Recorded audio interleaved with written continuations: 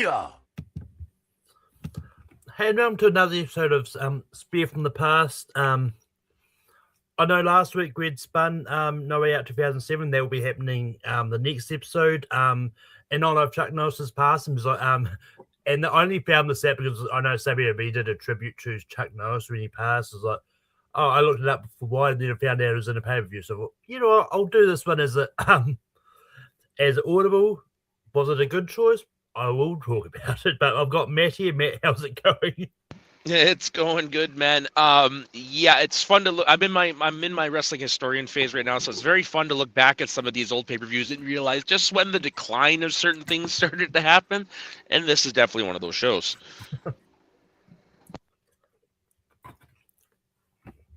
But as I like to start these off, I like to start off the on this day segment.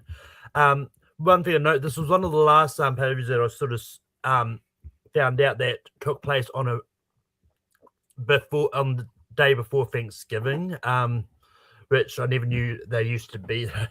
Yeah, the first, well, basically, up until then, from '87 until then, there was all on Thanksgiving. Yeah. I believe the first one was a Thursday, or one of them was a early ones was a Thursday.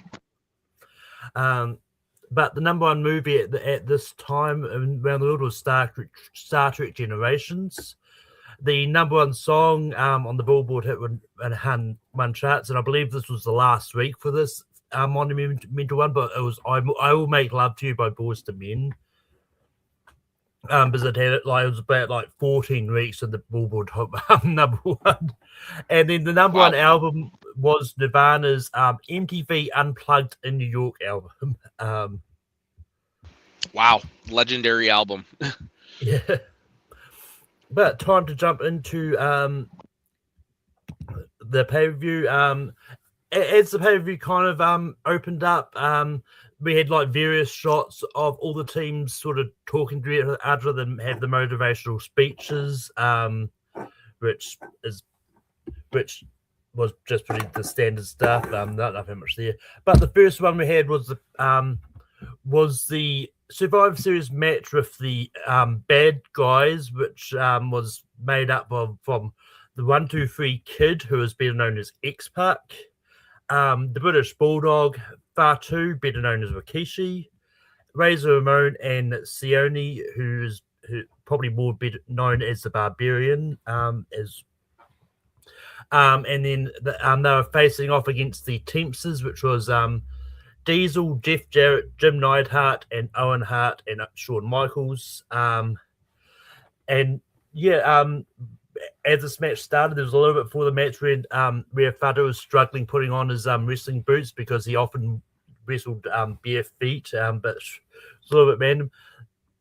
Look, I mean, the match started off when I watched this, the match started off good, but then it got really slow to the finish, where it was just Razor Ramon versus the other fight, the other team, and the finish was just kind of fell flat when it ended up with Shawn accidentally kicking Diesel, and then which led to Diesel leaving. Then everyone, for whatever reason, just all followed them all off, and they all one by one they just got counted out. It was like you saw Owen Hart was like, "Look, guys, we've got to go back." But yeah, so and I just, and there's a lot. I've seen a few Survivor Series matches. I just hate when they have an elimination due to count out. But with this one being the whole team, it kind of fell more flat. But so, what did you think of this match? Well, this is a Survivor Series match that was set up for storylines, because 9 days after this, Diesel won the heavyweight title. And so they had to get him away from Shawn Michaels and all that stuff. And so this was the start of his face turn. So that's primarily what this match was about.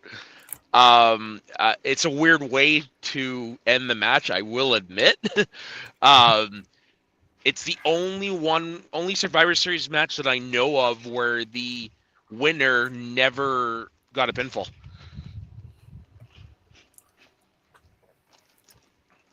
Or the first, or if not the first, it's the first one. Yeah, I mean, it's one of those ones I don't think I've ever seen one in which that winner never really got a pinfall. But it's just one of those ones. especially considering like obviously you didn't want Owen Hart and that to do too much stuff. No. But well, more the fact we'll get to them later on because they end up coming back later on in the pay-per-view. Yeah. Exactly, and then of course, like you're gonna have the Shawn and Diesel dropping the tag titles coming next and some of that because they were the tag champs and stuff. So this was definitely, like I said, a storyline driven match. So I guess it does make sense, but it would have been better if they did a different ending. Because you want to keep those guys as fresh as possible. Yeah, but then quickly after this, Shawn interviewed after the match as he threw down his title. At the interviews, Fetus left the arena. But it pretty much as we kind of said, storyline reasons, and then we get into the worst match of this card by far. It was like, yep. Which was the Royal Family, which was Jerry Lawler and Cheesy, Queasy, and Sleazy defeated, facing off Clowns Are Us, which is Doink, Dink, Pink, and Rink. It was like, which had a ridiculous rule added into this where when Jerry and Doink are in the ring, they can only face each other. They can't face any of the little people, which makes sense. But there's a reason for it too. I will get into after. But it's also one of those ones where it's like with Doink being the first one to be eliminated, made you effectively useless on his side instead of him cheating to help everyone else on his team win. And then after the match, Jerry berated his team and said he won this match by himself and was chased out of the ring by a whole bunch of little people and Doink. But yeah, I got nothing to say about this match. This was just bad. Yeah, I agree. Oh. Yeah, but so do you have anything else to add to this? No, Vince McMahon has a weird taste. Like I said, the reason for that, like I said, we're supposed to be Lawler versus Doink, and then the little people versus the little people, is because you're only a few years, 7 years removed from WrestleMania 3, where King Kong Bundy dropped an elbow on, I believe it was Little Beaver. So yeah, they were still kind of fresh from that. Didn't want to create any more of a hubbub. So I get it. Because when you see the King Kong Bundy one, you think he killed him. Yeah. But it's funny.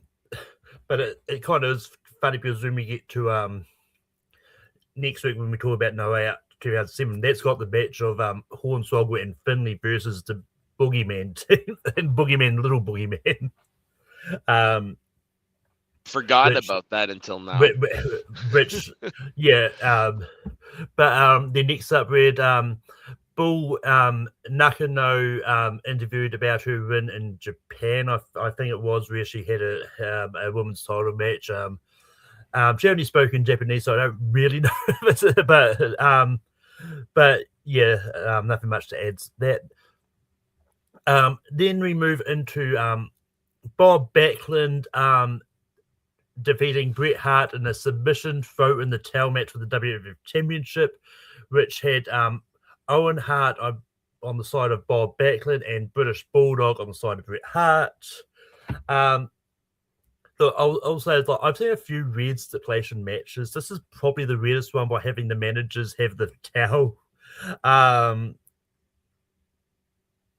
You're muted, Matt. I was going to say, again, there is an explanation for that, which I will get into when it's my turn. Yeah. But yeah, I mean, the match itself was like 30 minutes, so to speak. It felt like it was like an hour. So it was just a slow and long match. And I think they could have just shortened this with this finish. But because it just felt like it was ages to get to the finish, and the finish kind of happened because British Bulldog got taken out on the outside, and then Owen Hart was like pleading with Helen, go throw in the towel. And For 9.5 minutes. I watched a review before this, and they clocked it 9.5 minutes. Yeah. But yeah. So eventually Helen threw in the towel to make Bob Backlund the champion, and I did some research in this. In which it was 3 days after this where Diesel won the belt off Bob Backlund, not 90. Yeah. Sorry, I knew it was within 2 weeks. Yeah, but and then afterwards, like I think we had a good heel promo for Hart. But Matt, what are your thoughts about Bob Backlund versus Bret Hart? Okay, so I do agree with you. In like 2026, it's weird to see a submission match end where your manager has to throw in the towel. But the storyline reason going into this is because back in 1984, late 1983, Bob Backlund was the heavyweight champion, and he lost the title because his manager threw in the towel. So the whole thing is his whole shtick was he never gave up. So that's hence the towel thing. And the guy he lost to was Iron Sheik, who then not that long later lost to Hulk Hogan, yada, yada, yada. So that's what that was for. But yeah, no, I agree. This was a match that probably might have done better 10 years before that, in the early 80s. Like, it was a slow, boring match. And like I said, 9.5 minutes in the chicken wing. Like, come on. Like, oh. But and then the next match we had was the $1 million team, which was Bam Bam Bigelow, Jimmy Del Rey, King Kong Bundy, Tatanka, and Tom Pritchard, defeating Guts and Glory, which was Adam Bomb, and yes, that is the wrestler's name, Adam Bomb. Bart and Billy Gunn, Lex Luger and Mabel, and yeah, I mean, look, this match was a standard elimination tag match. Like, there was nothing much of note here. And then like after the match, like Lex Luger got beat up from everyone else because I think it was after this where he leaves WWE and goes to WCW anyway. I don't know if that's why they had him being beaten up by everyone after the match, but yeah.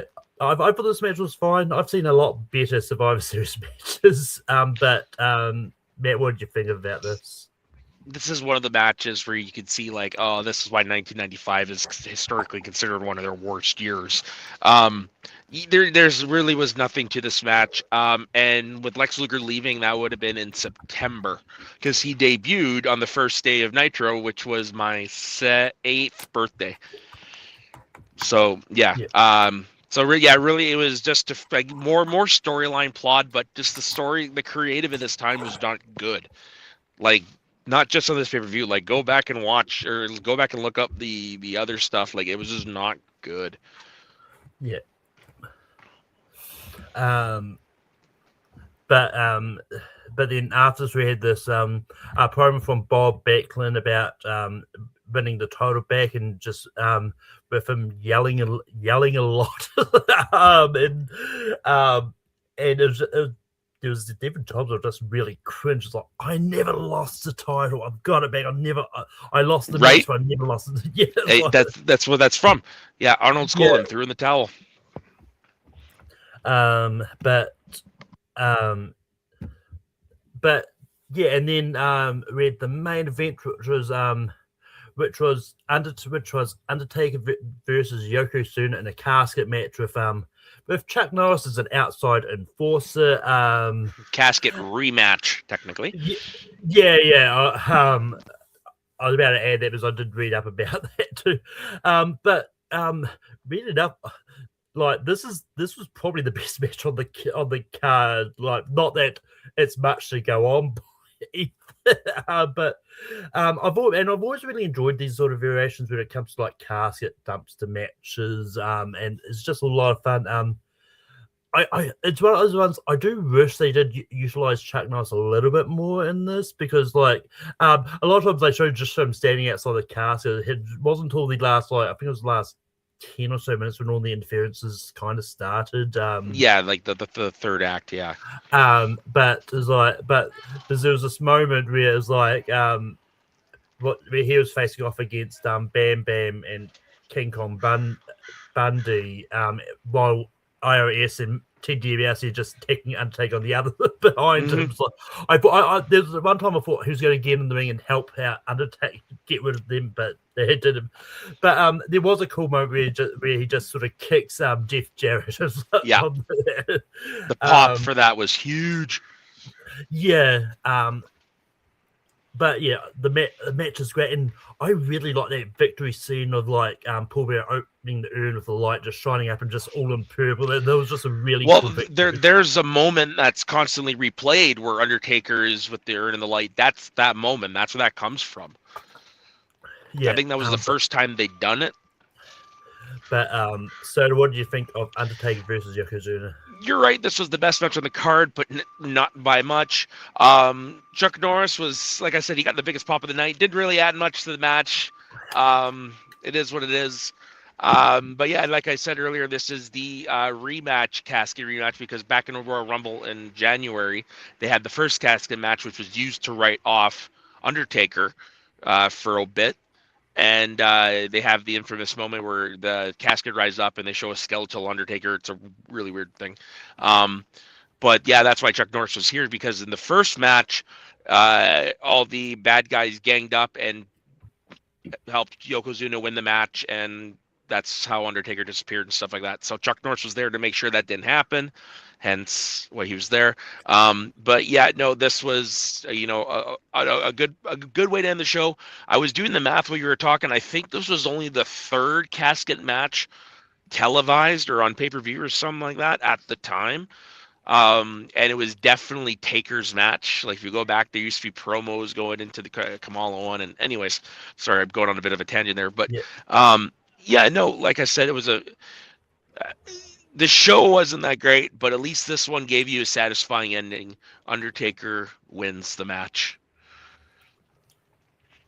And it's one of those ones like, and it's kind of rams. Like I can't imagine Undertaker having this like dead hotline to Chuck Norris of all people. So, yeah, but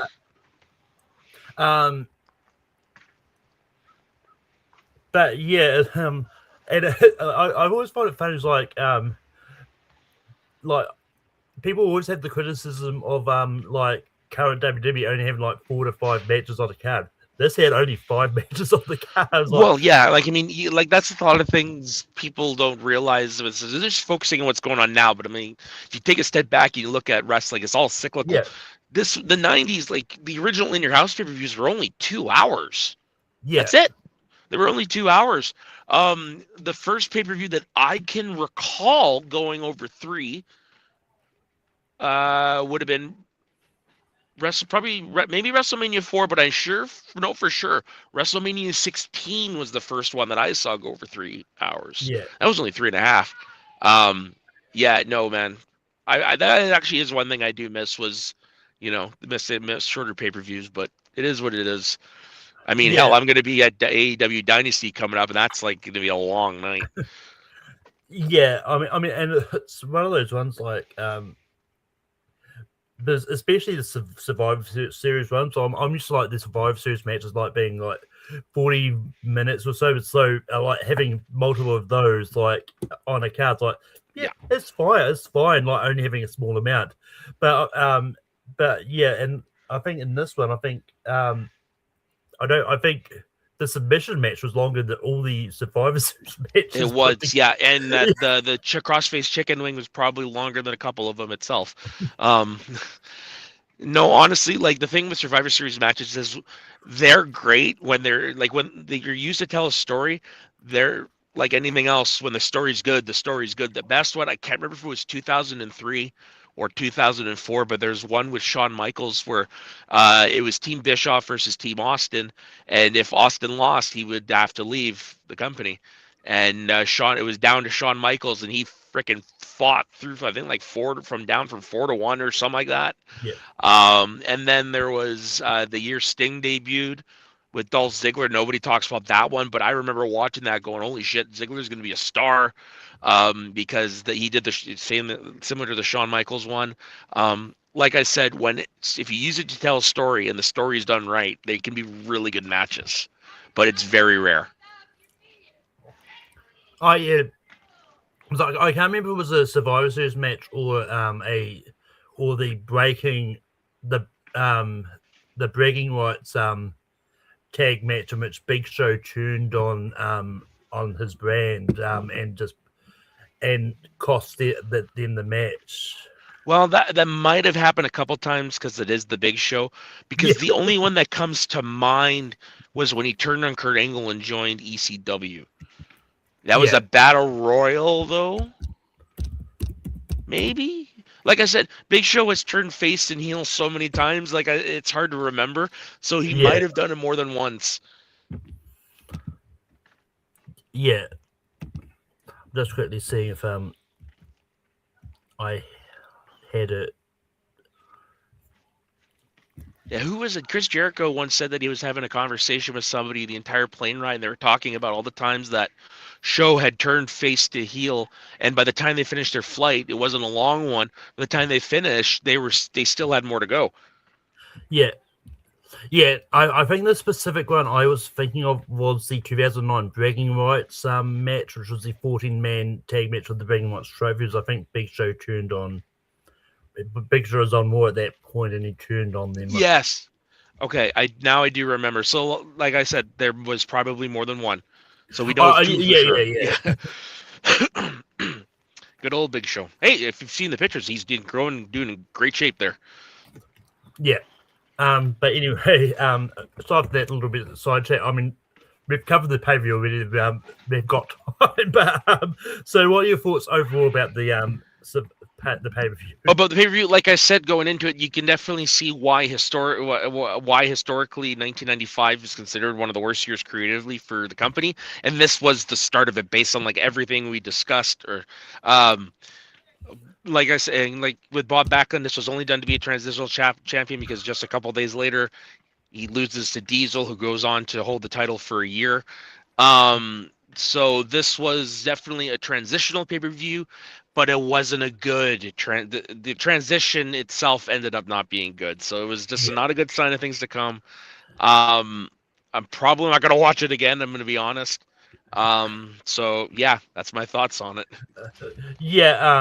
Yeah, for me, it was just 2 out of 5.